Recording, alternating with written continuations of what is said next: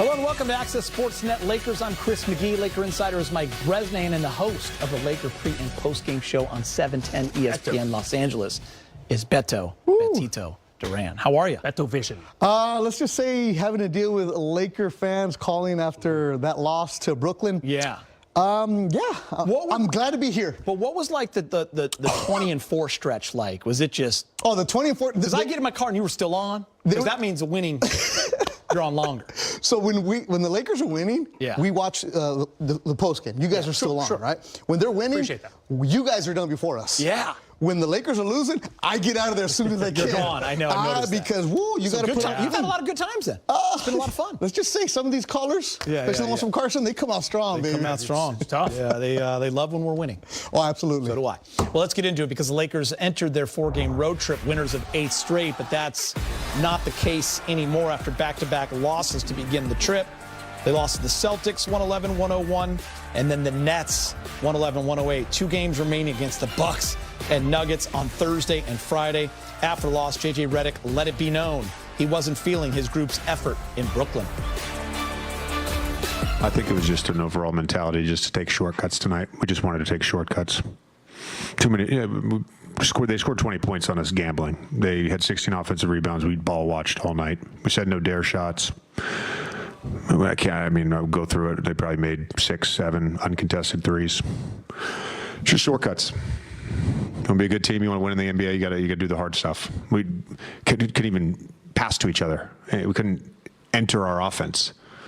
Running ball screens literally at half court. Yeah, that's going to end up in a turnover. I don't know what we're doing. Yeah, I just thought I played incredibly bad.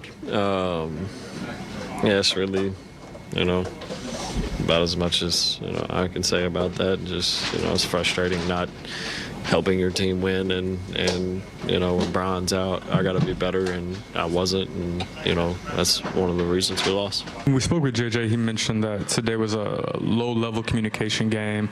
He mentioned like you guys played like a team looking for shortcuts. How much of that did stem from the frustration with officials or frustration with certain calls not going your guys' way? I think, like I said, we started the game good, defending. I think they had like 16 points in the first quarter, but then we just kind of let go of the rope. We got comfortable, and we should have not done that. Today wasn't a good example of me, but you can see in the other games, when they blitz, we're in great spots, and that's what like when JJ said about communication today, that wasn't on point, and that's my fault, and we should have done better by that. A lot to unpack from the loss versus the Nets, so I want to go top takeaways, 2 of them from each of you. Start with number 1, Brez. Well, I actually had a couple, but I really like the fact that JJ really was pointed and direct in that post-game press conference. I mean, look, we've been around this team, all of us, for decades. We've seen the right ways for coaches, Lakers and otherwise, to handle these type of things, the wrong ways. And then the usual way is, well, we had an off night, and we're just going to play it one game at a time, and I'm sure we'll come out with a better effort next game we play, and we're already looking forward to Milwaukee. Yeah, no, I hate that. These imitations are unbelievable. I'd love to know who you're... That's every coach. Is this just generic? I was trying to figure out, wow, that's good. Who's Brad's got a bone to pick with right now? But the fact that JJ was transparent, and he said, hey, look, we were setting up our offense at half court. Yeah. Like trying to do screens at mid-court. What are we doing? Didn't like the effort. It was evident in the lack of rebounding, and I like how he kind of stuck it to everyone. Didn't want to blame the injuries or the free throw disparity at all. It was kind of nice. There was no excuses from JJ. I like that. But for me, what stood out is that Austin Reeves did not show up. Yeah, it's a tough one. And he goes 3 for 14, 1 for 5 from 3. When you don't have LeBron, when you don't have other scorers, somebody's got to be there. And Austin Reeves has been excellent for the Lakers all season long. Excellent when he's been out there. But remember, when he wasn't playing, he was injured, you saw the lack of offense the Lakers had.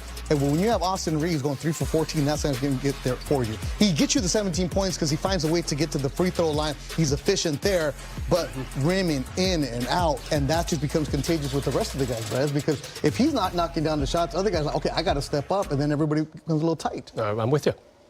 I'm curious what voice you're going to do for number 2, Brez. Are we just going to go? I'm going to play it level. Okay. I have no imitations. This is actually kind of a positive one. Dalton Connect. I like the game he had under the radar.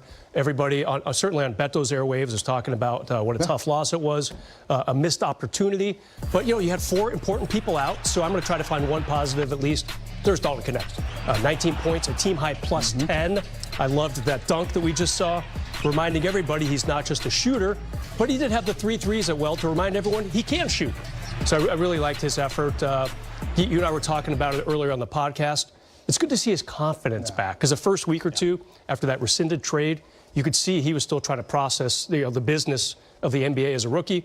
I like where his headspace is right now. I feel like you guys have a little similar theme here going on. Yeah, Dalton Connect stepped up, and Gabe Vincent stepped up. 24 for Gabe. Goodwin had 17. When you're given the opportunities, you have to produce, and Goodwin's been one of the players. He's trying to fight for a contract right now. He's trying to make sure he stays with the big team.